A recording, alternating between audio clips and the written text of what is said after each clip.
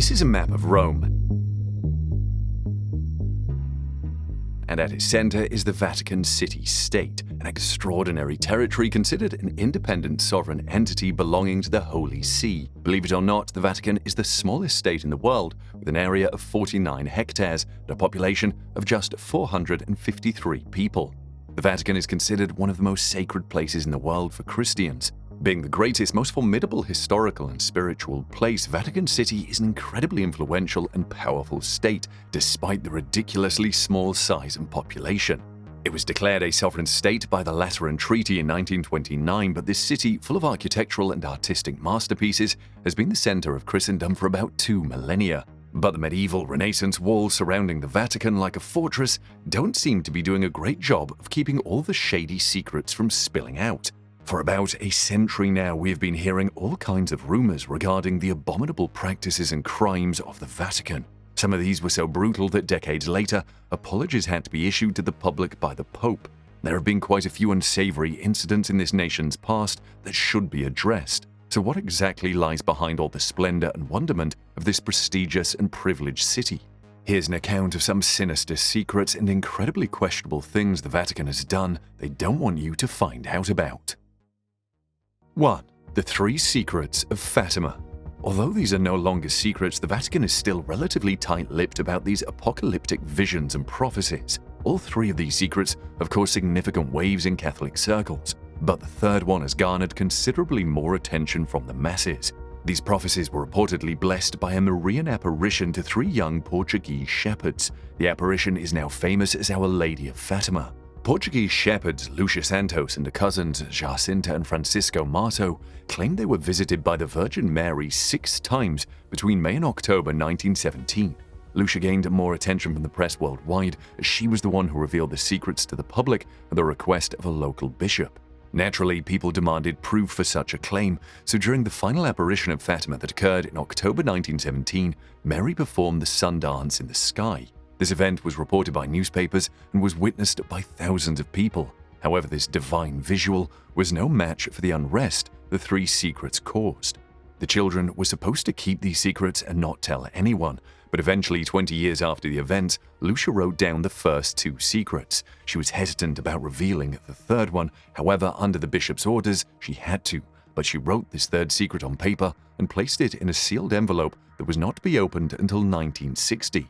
The first secret was actually a vision of hell. According to Lucia, the children were given a glimpse of hell by the Blessed Virgin. They witnessed the suffering of souls there, and it was almost unbearable to look at. The second secret was also a vision in which the children learned how World War I was going to end, and another world war would ensue under the papacy of Pope Pius XI. The third one is the most famous secret that no one was aware of until 1960, and even then a selective few knew what was written on the piece of paper in the envelope. Its contents were made public much later, in the year 2000. Vatican described this 3rd secret as a vision of the 1981 assassination attempt on Pope John Paul II. In the vision, the bishop, dressed in white, makes his way toward the cross with incredible difficulty. Corpses of martyrs surround him. After reaching the top of the mountain where the cross is, he is killed by bullets and arrows.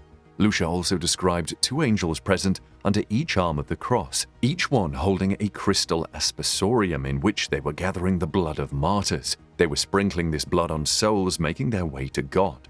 According to Catholic interpretations, these secrets were simply visions of hell, the 2 world wars, and the 20th century persecution of Christians. But many people believe that the entire 3rd secret was not revealed by the Vatican. Number 2. Evidence of extraterrestrial life. In the 17th century, select documents from the Vatican Library were moved and closed to outsiders under the orders of Pope Paul V until the year 1881. Researchers believe these archives contained explosive information that could threaten the Catholic Church doctrine. There's a lot of speculation regarding these archives containing records of extraterrestrial interactions chronicled by the Church. A Russian professor, Genrik Ludwig, allegedly gained access to these archives. This information is not confirmed or backed by any evidence, but there's a chance it could be accurate. These ancient texts contain about 12 centuries of European history. While sifting through the endless documents, Ludwig came across a few things that didn't make sense. There were papers discussing the way aliens had influenced almost all of the ancient civilizations. From Egyptians to Mayans, every culture had been in contact with extraterrestrial life in one way or the other. He also claims to have found records of weapons used in ancient times that quite closely resemble modern-day nuclear weapons. One text stated that the walls of Babylon were melted by a weapon that exuded extreme amounts of heat. There are some wild claims, but there is no way of knowing whether he was telling the truth, as he didn't bring any evidence outside the Vatican. Number 3. Posthumous trial. Cadaver synod, the infamous trial of a cadaver, is an incident that speaks volumes about the eccentricity and stoicism infused in the spirit of Vatican City. This ecclesiastical trial of Pope Formosus was conducted in the Basilica of St. John Lateran, located in Rome.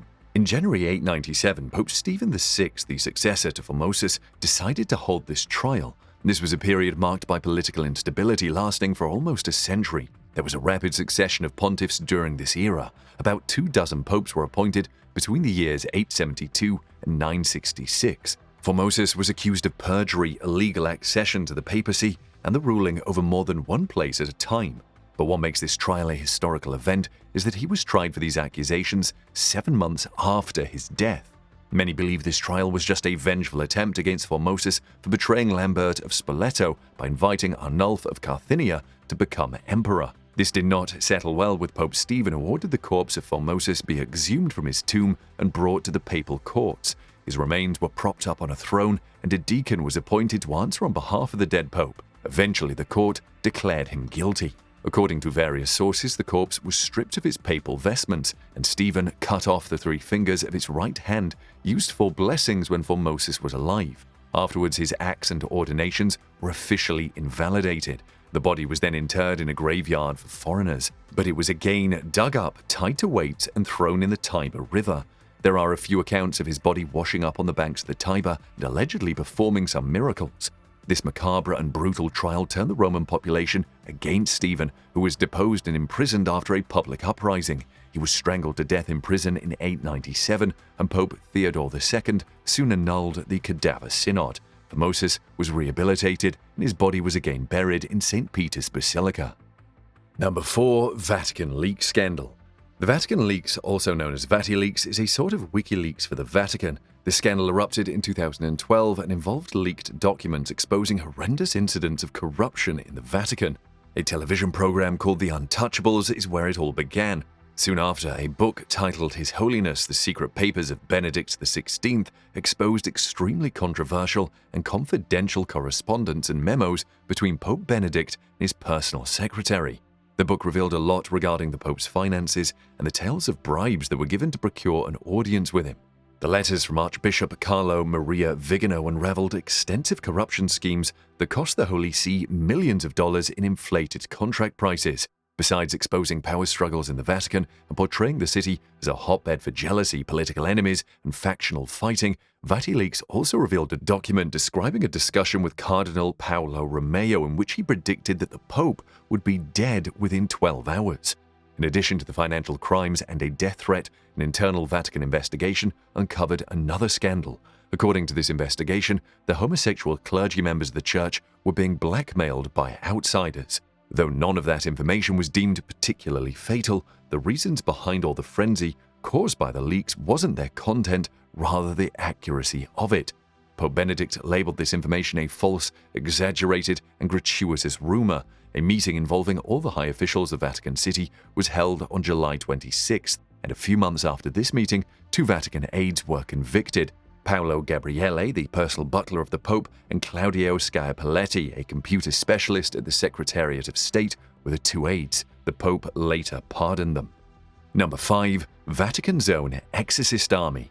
In this age of modern psychology and neuroscience, most of us dismiss the practice of exorcism as a horror movie plot twist or a ritual from the Middle Ages when mental health and disease were not prevalent concepts. But surprisingly, this practice is very much alive and, in fact, thriving within the Catholic Church, thanks to the ignorance of many even today. Father Gabriele Amorth, who passed away in 2016, was the former chief exorcist at the Vatican. He reportedly performed a whopping 130,000 exorcisms during his time. And here we thought casting out demons was a ritual from the past. According to BBC reports, the Vatican welcomed 250 priests from around the world to attend an annual exorcism school in 2018. The Church believed that cases of demonic possession have significantly increased in recent years. Pope Francis advised people to seek help from an exorcist in case of genuine spiritual disturbances. Despite being a controversial procedure, often considered overly sensational and at times abusive, it has been carried out by popes even in the previous decade. Father Amoth mentioned an account of John Paul II trying to drive a demon out of a woman. She was brought to him in St. Peter's Square, screaming, writhing, and drooling. However, the Pope wasn't successful in ridding her of the demon. Father Amoth claimed she was still possessed when he later saw her, as she could walk up the wall like Spider-Man. He then had to finish what John Paul had started. Some people suspect Pope Francis also performed a public exorcism on a man in a wheelchair back in 2013.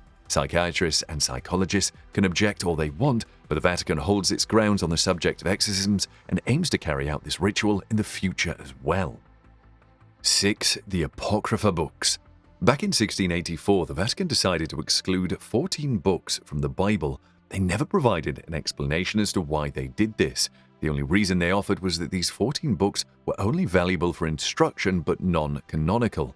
The Vatican is content with the general population not knowing what was in these books. Initially, the Bible contained 80 books when it was translated to English from the original one in Latin in 1611. Nowadays, we only have 66 of these.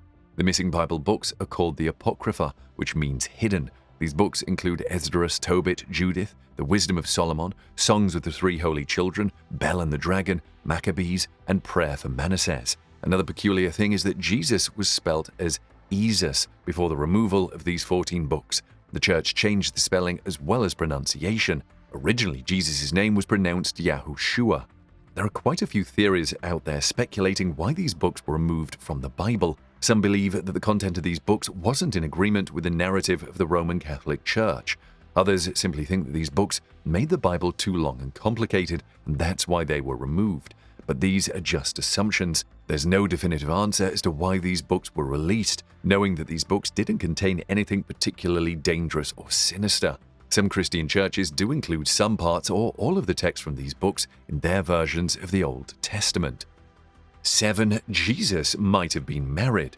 The rumor about Jesus marrying Mary Magdalene and having babies has been around for a while.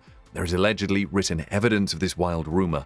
A manuscript from the 6th century is considered proof of this theory. It was translated from Greek to the ancient language of Syriac, and during this translation, the story of Jesus Christ's marriage was discovered.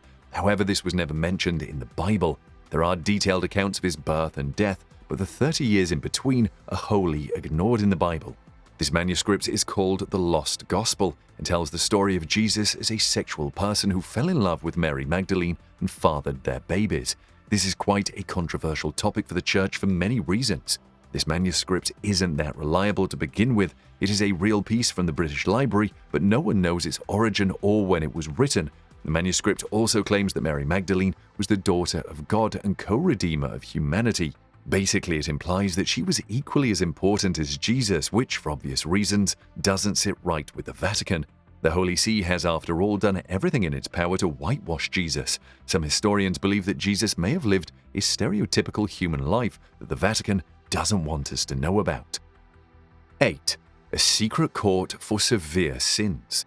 Certain offences are considered extremely heinous in the Catholic justice system. Therefore, to investigate these and in order to try the ones who committed such sins, the Vatican has created its very own elite squad of bishops. They're called the Apostolic Penitentiary, the Tribunal of Conscience. This tribunal was founded in 1179 by Pope Alexander III, but was a well-kept secret by the Vatican until 2009.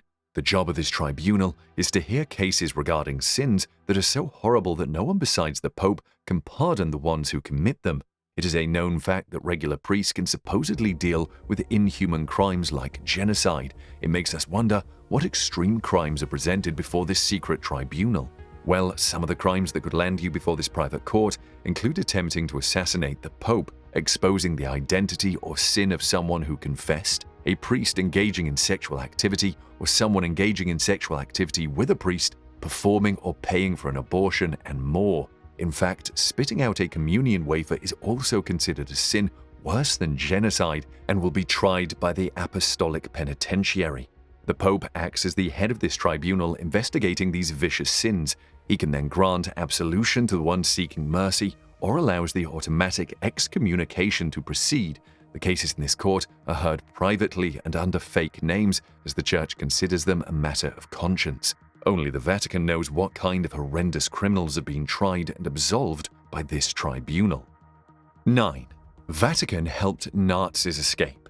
The shady past of the Vatican is full of crimes against humanity, but the vilest one has to be the silent support they lended to Nazis. It's a well-known fact that the Vatican was silent in the face of all of the atrocities committed by Nazi soldiers during the war. They turned a blind eye to the persecution of Jews under Hitler's regime. After World War II was over, thousands of defeated Nazi soldiers fled to South America through passages popularly known as rat lines. This wasn't a thoroughly structured system, it was more of a collaboration of different institutions that was established after the war ended. Many war criminals sought refuge abroad and fled Europe with the help from the Catholic Church. Among these were high-ranking Nazi officers like Franz Stangl, who perfected mass murder at concentration camps. Adolf Eichmann, who had organized the Holocaust, fled to Argentina. Josef Mengele, the sadistic doctor from Auschwitz concentration camp, took refuge in South Tyrol, Argentina, Paraguay, and eventually ended up in Brazil. Klaus Barbie, the butcher of Leon, also fled to Bolivia. Walter Rauff, who invented mobile gas chambers and is responsible for murdering 97,000 people, escaped to Chile through the rat lines with the Vatican's assistance. Gerald Steinecker, a Harvard researcher, claimed in his book that some Red Cross members were exceptionally sympathetic towards the Nazis and supplied them with travel documents to escape. Still, Vatican also knowingly assisted many Nazi fugitives. According to Steinecker, the Vatican helped them in hopes of reviving European Christianity. They are also afraid of the growing Soviet influence. The Church has refrained from commenting on this so far. The documents relating to these escapes are still part of the secret archives of the Vatican, but qualified researchers might be granted access to these records at some point in the future. 10. Vatican's monetary gains from the Holocaust. If smuggling Nazis out of Europe wasn't a big deal for the Vatican, what makes you think they didn't smuggle what the Nazis looted? The Vatican used its power and privilege to help the Nazis launder the gold, art, and other expensive property belonging to Jewish families and other Holocaust victims. Gerald Posner from the Washington Post explained in his opinion piece that the Vatican is not willing to get involved in restitution efforts or to open up its war-era archives.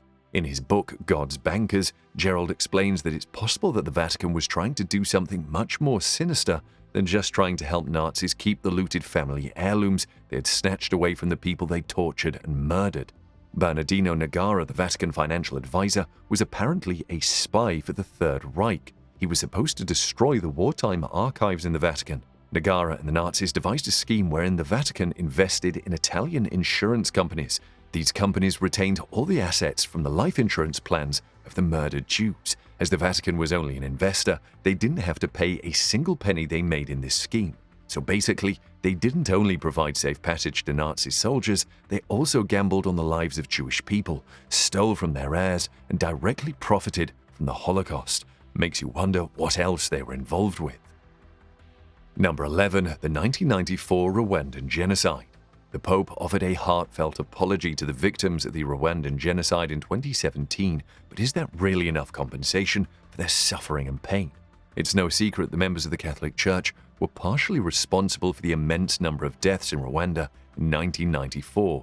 Priests, nuns, and clergy members made things worse for the Tutsi ethnic group. Between April and June 1994, more than 800,000 ethnic Tutsis and moderate Hutus were killed by Hutu extremists. This wave of violence was sparked by the Rwandan president, a Hutu, when his plane was shot down. The radio propaganda and presidential guard both encouraged this mass murder at the hands of the Interahamwe and ordinary citizens. Hutus were forced by military personnel to murder their Tutsi neighbors in many cases. About 200 priests and nuns were also killed, but others were complicit, and many even wholeheartedly took part in this mass murder. Thousands of Tutsis who took refuge in churches were slaughtered. About 5,000 people were killed at the Natarama Catholic Church in August 1994. Father Athanasi Saromba, a priest, ordered his church to be bulldozed with 2,000 Tutsis sheltering inside. According to the UN's International Criminal Tribunal for Rwanda, Charges were issued against Father Wenceslas Munyeshiaka for drafting lists of people to be killed and for raping women. The church was apparently compromised by its long-standing political ties to the ruling Hutus. They actively participated in this genocide of innocent human beings. Later, Rwanda's Catholic bishops apologized for these atrocities, and the Vatican said that the Pope sought God's forgiveness for the sins and failings of the church and its members, as well as the religious people who succumbed to hatred and violence. So basically, the Vatican looked away while its clergy members assisted and indulged in ethnic cleansing, and a few years later said that they were sorry, as if that makes it any better. 12. A female pope. According to legend, Pope Joan was a woman who reigned the Vatican as pope for an unknown number of years in the Middle Ages. She initially became famous in the 13th century, and her story subsequently spread throughout Europe. For many centuries, people believed it was true, but modern scholars think it was just a fabricated tale. In the story, she is described as an exceptionally talented woman who disguised herself as a man. Because of her abilities, she rose through the hierarchy of the church quite quickly and was eventually elected pope. Her gender was revealed only when she ended up giving birth during a procession, soon after which she died. Historians aren't sure whether she was murdered or died of natural causes. It is said that the church processions then started avoiding the spot where she gave birth, and the Vatican removed her from the official list. They also crafted a ritual to ensure that all future popes were male. In the 13th century, Martin of Opava introduced details about this mysterious female pope.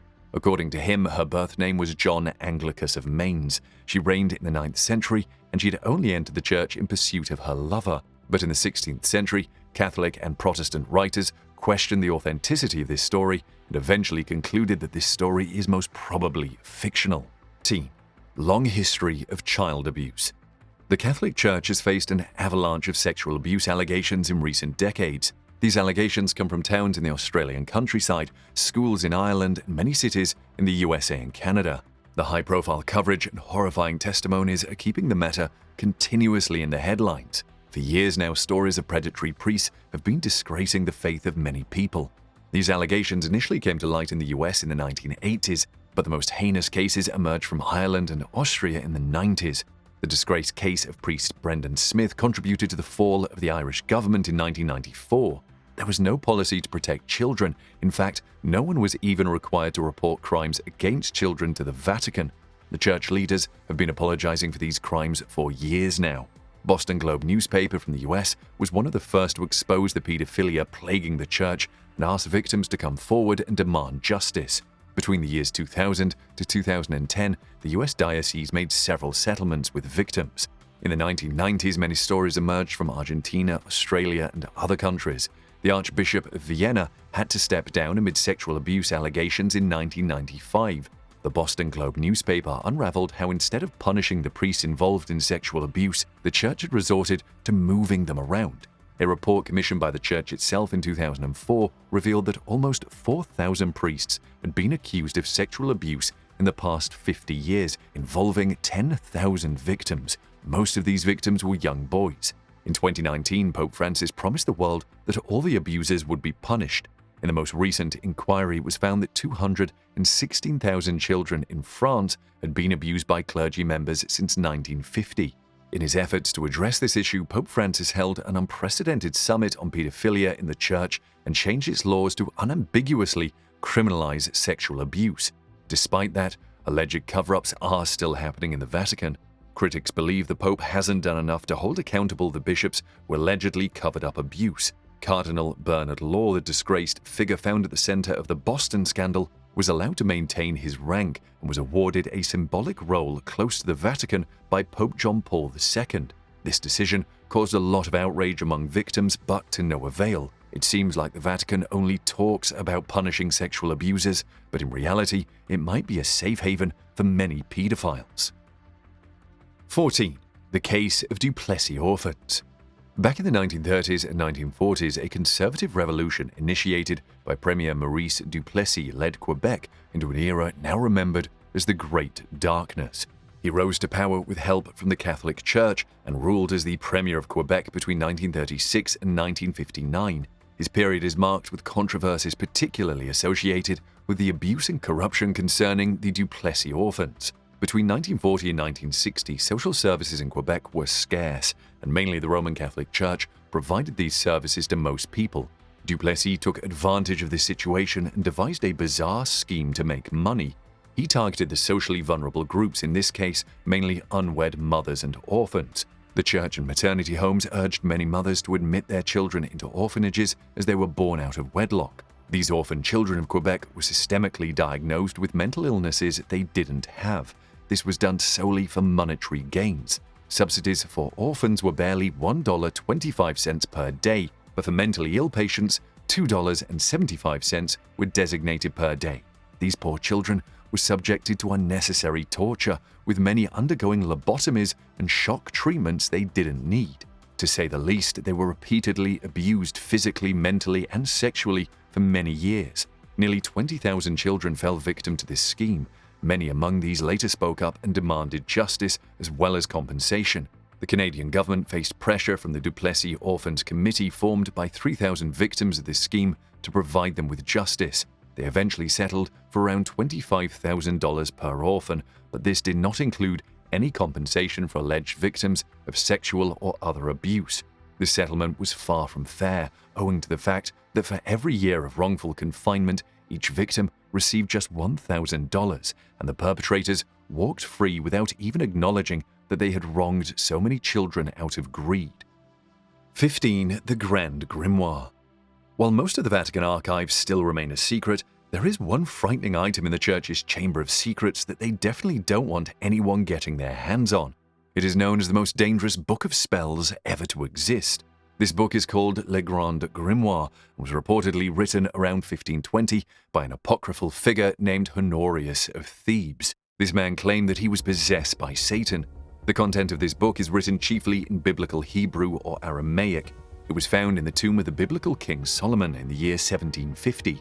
Legend is that the Grand Grimoire, also known as the Red Dragon, is one of the most potent occult books in existence. It contains instructions on how to craft magical talismans and amulets, ways to conjure spells in order to win lotteries, and even methods to communicate with spirits and demons.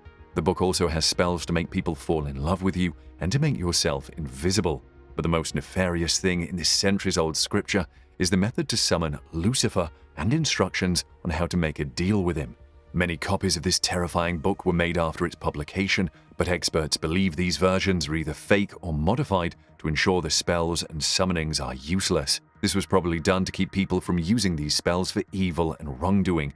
Historians still think that all these versions have some kind of power, but the most powerful and effective one is the original manuscript that is owned by the Catholic Church. The Vatican might be a holy center for Christianity, but the scandals that keep emerging from this sacred city have tarnished the city's image in the past few decades, from financial fraud to child abuse and even aiding genocide. The Vatican is guilty of many abominable crimes against humanity that they've been desperately trying to cover up. Do tell us in the comments what you think about this holy city and its shady dealings.